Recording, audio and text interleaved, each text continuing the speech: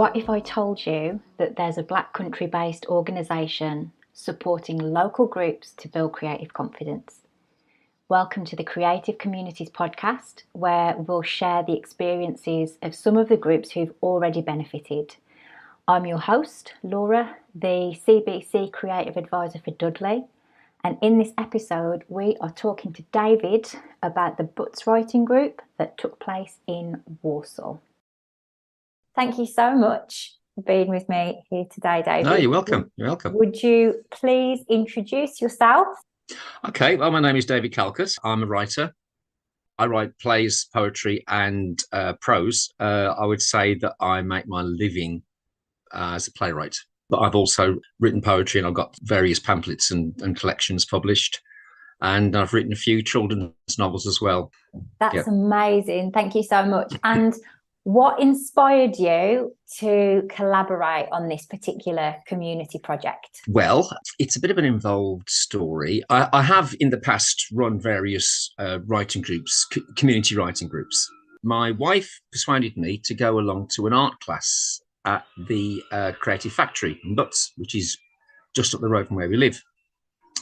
So we went to that because she wanted to do some art, and I said I'd go along. I've never done any art before. I was interested in the Creative Factory itself. I've known Deb, who runs it, for many years. I knew when she was part of Walsall's creative team, and I was admiring of what she'd done there. I wanted to write some poems about some of the paintings that the art group were doing, and that became part of a display when the Creative Factory had their exhibition, and Deb was quite keen to expand what was happening at the Creative Factory. So we talked about the idea of setting up a writing group there. Yeah, that's great. Thank you so much. Could you very briefly describe the Creative Communities project that you were involved in? What was its theme and what was its objective? Okay, it was a creative writing theme. The subject was creative writing. I, as a writer, in the past, I've run various community writing groups, and I'd got involved with the art group at the Creative Factory in Butts, and I'd written some poems while I was there to go with some of the paintings, which were then exhibited at the art gallery. And the idea came from that. Deb and I had the idea of trying to start a writing group there from that.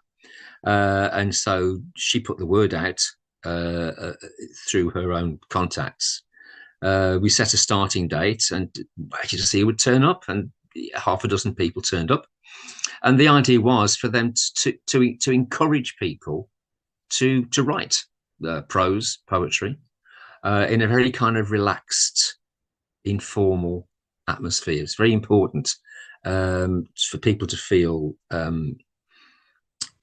secure, unthreatened, for it to be a relaxed thing, so that they didn't feel there was any pressure on them to have to write if they didn't want to write. That nobody has to write anything. If they don't feel like writing something, they don't write something. That's fair enough, you know. And so the idea was basically for local people to give them the opportunity to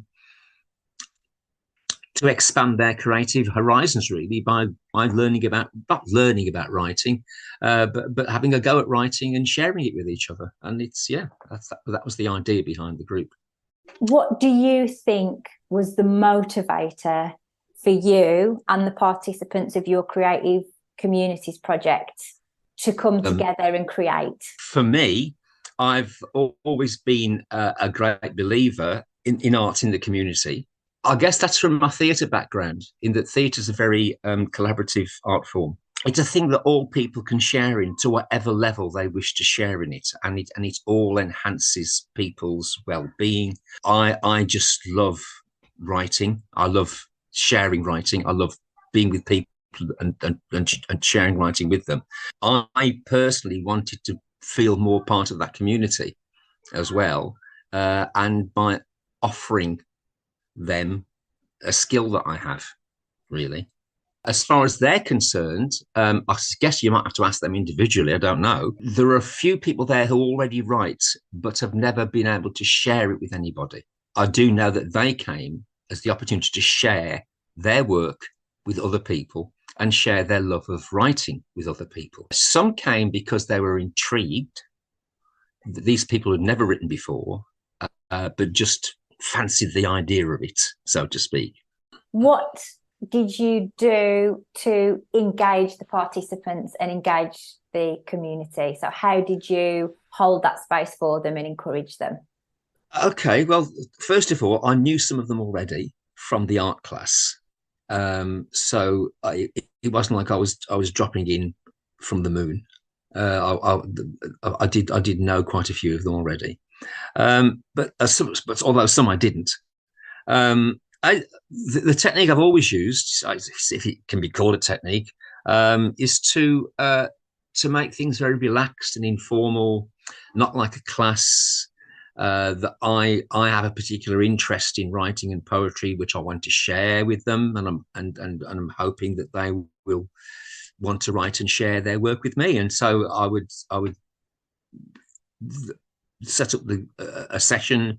We'd have a theme to look at. I'd read them some work from other writers, published writers on that theme. And then we talk about ways in which they could approach writing about the same thing. I'd give them a few tips and hints and ideas for how they could approach that writing. And then they could we don't usually ever write in the group. The actual session you usually spent talking and discussing things, or reading what people have brought with them.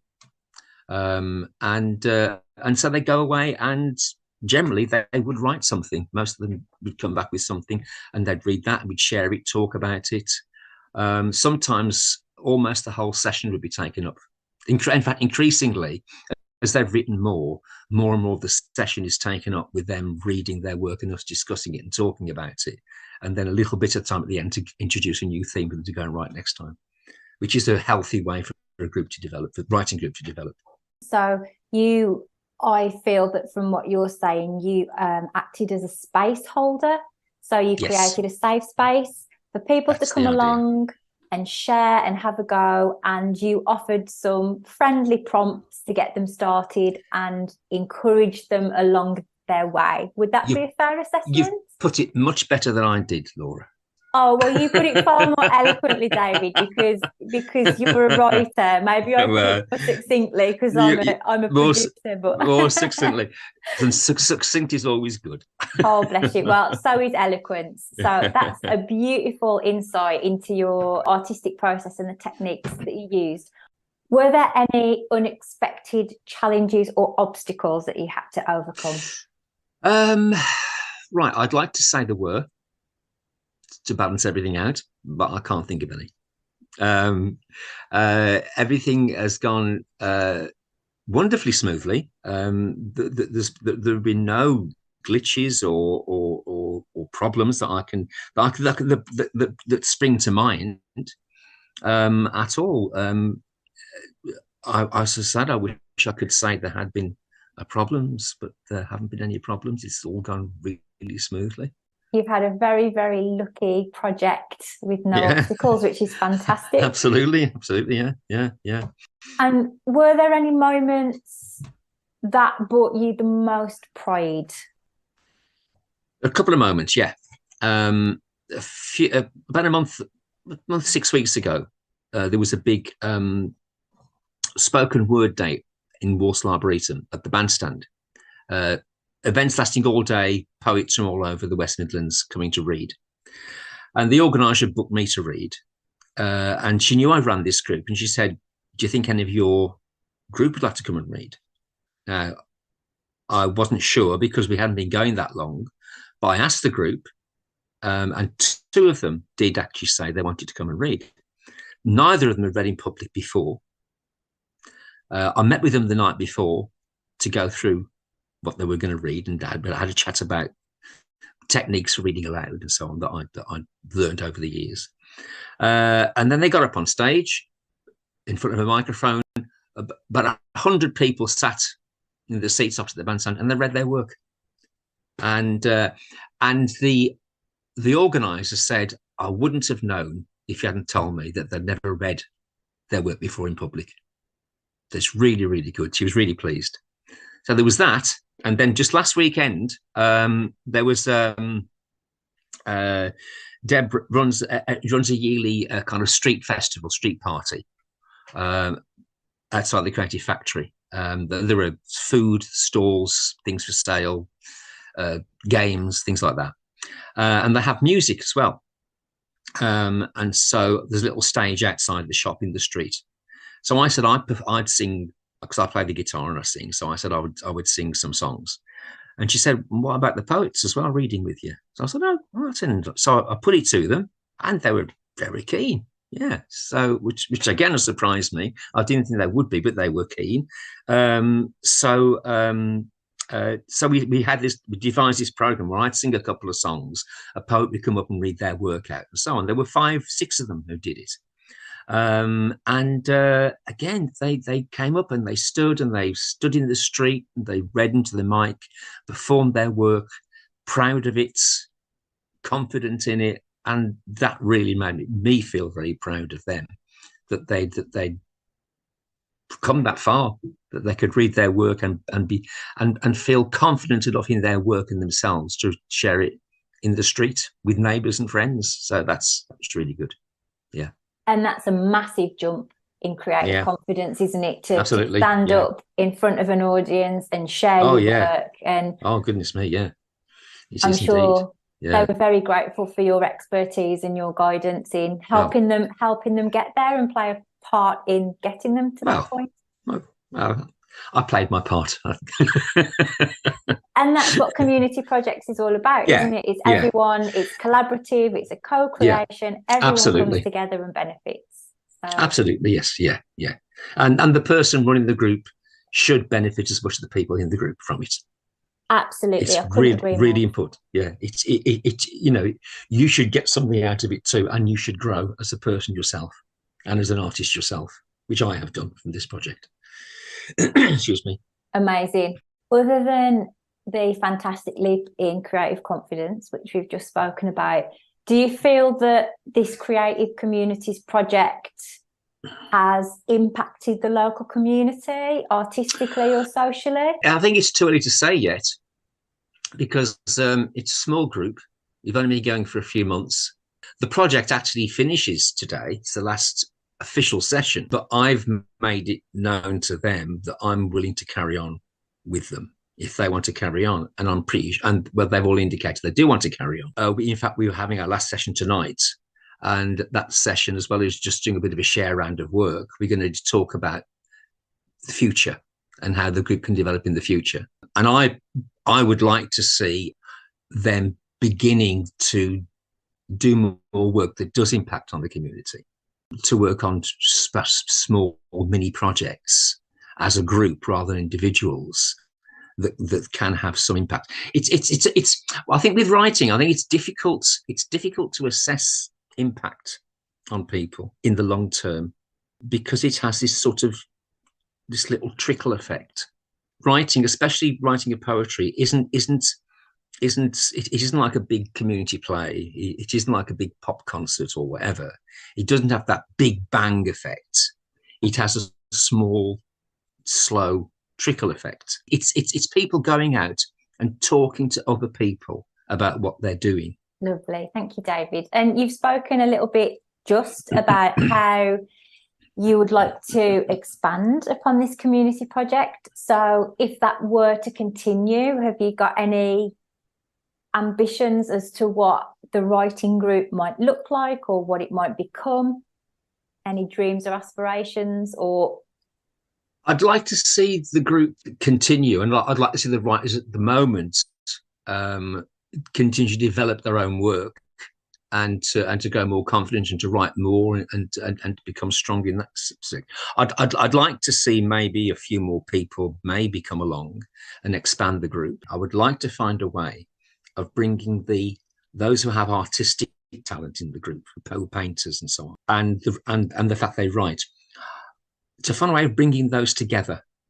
And I'm not quite sure how that would happen, but so you could create an exhibition of art and words that had the same theme, or even the art and the words were combined as one piece of work. So I'd like to see that kind of thing happen. Things where people can access it.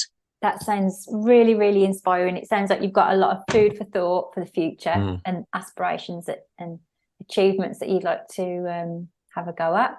So looking back at this project, at this Creative Communities project, were there any particular valuable lessons or insights that you personally gained as a creative?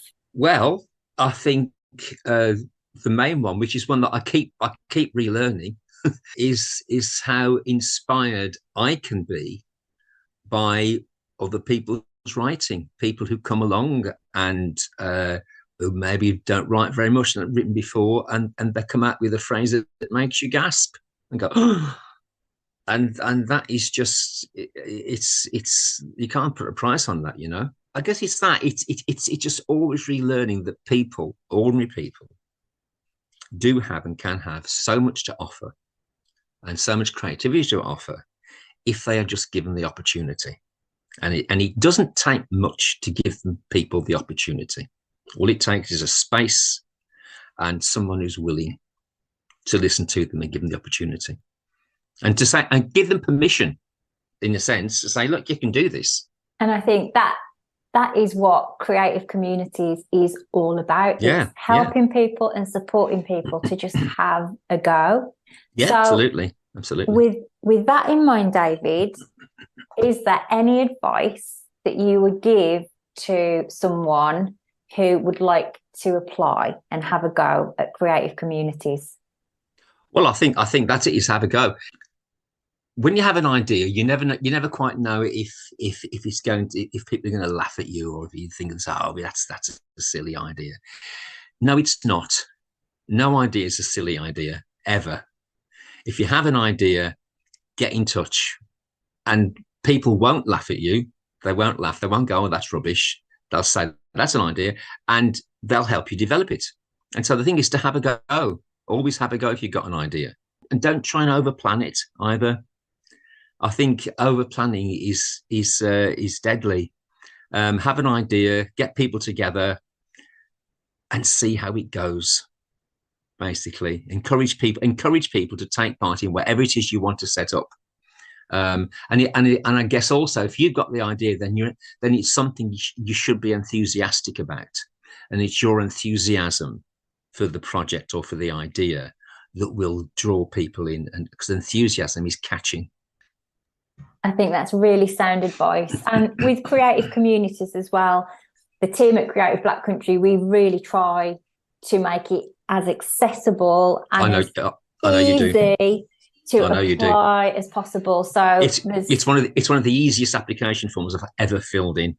It was a joy to fill in the Creative Black Country community application form. It was so easy.